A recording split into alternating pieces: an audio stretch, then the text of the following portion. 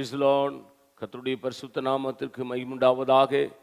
புதன்கிழமை காலையிலே உங்களை சந்திப்பதில் மிகுந்த சந்தோஷம். இந்த நாளுடைய ஆசீர்வாதத்துக்காக ஒரு வேத பகுதி வாசிப்போம். அது யாக்கோபின் நிருபம் 5ஆம் அதிகாரம் 8ஆம் வசனம். நீங்கள் நீடிய பொறுமையோடு இருந்து உங்கள் இருதயங்களை ஸ்திரப்படுத்துங்கள், கர்த்தரின் வருகை சமீபமாயிருக்கிறதே.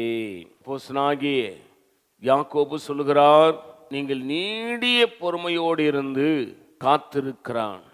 நீங்கள் நீடிய பொறுமையோடு இருந்து உங்கள் இருதயங்களை ஸ்திரப்படுத்துங்கள், கர்த்தரின் வருகை சமீபமாயிருக்கிறதே. அல்லேலூயா. நம்முடைய ஆண்டவராகிய இயேசுநாதருடைய வருகை மிக சமீபமாயிருக்கிறது. ஆகவே நாம் நீடிய பொறுமையோடு காத்திருக்க வேண்டுமாம். அப்படியானால் அவருடைய வருகை எப்போ வந்தாலும் நான் ரெடியாக இருக்கிறேன், ஆயத்தமாக இருக்கிறேன்.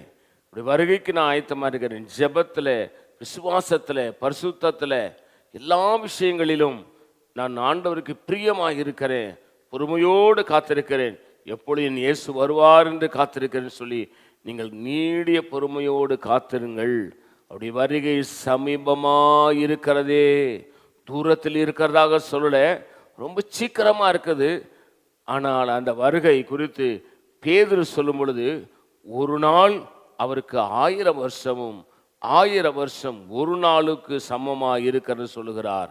ஆகவே இதை கேட்டுக்கொண்டிருக்கிற சகோதரா சகோதரி, உங்கள் இருதயங்களை ஸ்திரப்படுத்துங்கள், ஆண்டவருக்குள்ளே பலப்படுத்துங்கள், நல்ல விசுவாசத்தில் நிலைத்திருங்கள், ஜெபத்தில் நிலைத்திருங்கள், வேதத்தை வாசியுங்கள், தேவனுடைய ஆலயத்துக்கு ஒவ்வொரு வாரமும் தவறாமல் கடந்து போங்கள். ஆண்டவருடைய ஆலயத்திலே கர்த்தரை ஆராதியுங்கள், துதியுங்கள், ஜெபியுங்கள், கர்த்தருடைய வசனத்துக்கு கீழ்ப்படியுங்கள், உங்களை ஸ்திரப்படுத்துங்கள். அவருடைய வருகை சமீபமாக இருக்கிறதே. அல்லேலூயா. நான் உங்களுக்காக ஜெபிக்கிறேன். பரிசுத்த பிதாவே, நீர் என்னோடு எங்களோடு பேசின இந்த நல்ல வார்த்தைகளுக்காக ஸ்தோத்திரம். இந்த வார்த்தையின்படி எங்களை ஆசீர்வதியும். இயேசுவின் நாமத்தில் வேண்டிக் கொள்கிறோம் பிதாவே, ஆமேன். God bless you. கர்த்தர் உங்களை ஆசீர்வதிப்பாராக.